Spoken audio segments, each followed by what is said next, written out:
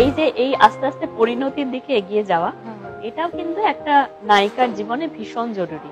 একজন নায়িকাই ডিসাইড করবে যে কখন তার অন্য রকম রোল করা উচিত, এবং অন্য রকম রোল করতে করতেও আরো একটু অন্যরকম করার দরকার। হ্যাঁ, মানে সেটা কিন্তু প্রত্যেক অ্যাক্টরের ক্ষেত্রেই তাই হয়। মানে চরিত্র প্রত্যেকটা, মানে আমি যখন একটা নতুন চরিত্র করছি, ছোট ইয়ে দিই, আমার সঙ্গে খুব ভালো আলাপ ছিল ভারতী দেবীর।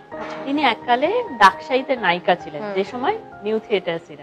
আস্তে আস্তে তিনি ক্যারেক্টার রোল করলেন, তারপরে সিনিয়র রোল করতে করতে উনি 71 বছর ওর লাইফ টাইম ছিল এই ইন্ডাস্ট্রিতে, যেটা এখনকার দিনে লোকে ভাবতেও পারে না। আমার খানিকটা মনে হয় তুমি খুব মেপে মেপে মেপে ঠিক করে তুমি লাইফ টাইমটা অনেক বেশি বাড়িয়ে নিতে চাও এখানে। I don't know really.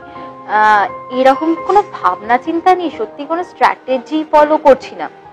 মানে রাদার বলতে পারো আমার কাজ করা শুরু থেকেই খুবই ইনটিউশনে।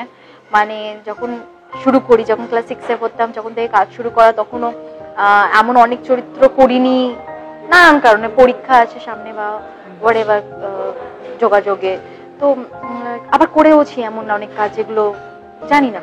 তো সেইভাবেই আমি কাজ করতে থেকেছি। আর আমার একটা কাজ করার নেশা আছে, মানে আমার কাজ করতে ভাল লাগে। তো বাড়িতে দুদিন টানা আমি বসে থাকতে পারবো না। আর এই নানান চরিত্র করার খিদে এইটা রয়েছে।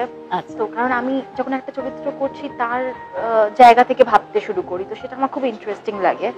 তো এইভাবেই আমি জানি না, আমি মানে ওনার তো অনেকটাই ইয়ে, কিন্তু আমি জানি না, মানে আমি আজ থেকে 10 বছর বাদেও যে কাজ করবো তার কোনো গ্যারান্টি নেই। বিকজ আমি নিজে খুব একটা ফিকল মাইন্ডেড, এবং আমার নিজেকে নিয়ে কোনো রকম অ্যাসিওরিটি নেই।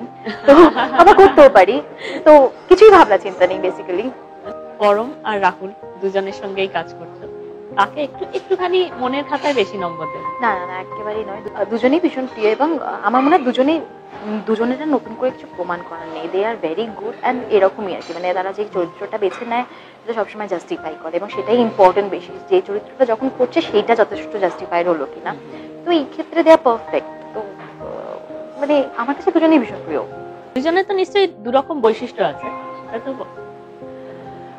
হ্যাঁ সেটা রয়েছে নিশ্চয়ই, দুজনেই ভীষণ ভালো একটা। কিন্তু আমার মনে হয় যে পরমদা যেহেতু নিজে একজন ডিরেক্টর, পরমদার একটা ভিশন রয়েছে, তো সেইটাতে খানিকটা আমার মনে হয় প্রজেক্টে ইনভলভমেন্ট বলবো না, ইনভলভমেন্ট দুজনের জায়গা থেকে দুরকমই থাকে। কিন্তু আমার মনে হয় সায়ন্তন বা ওরা যেহেতু নতুন, মানে টিচারে সায়ন্তনের প্রথম এক্সপিরিয়েন্স এটা, সেখানে আমার মনে হয় এই এক্সপিরিয়েন্সটা অনেকটা কাজে দিয়েছে।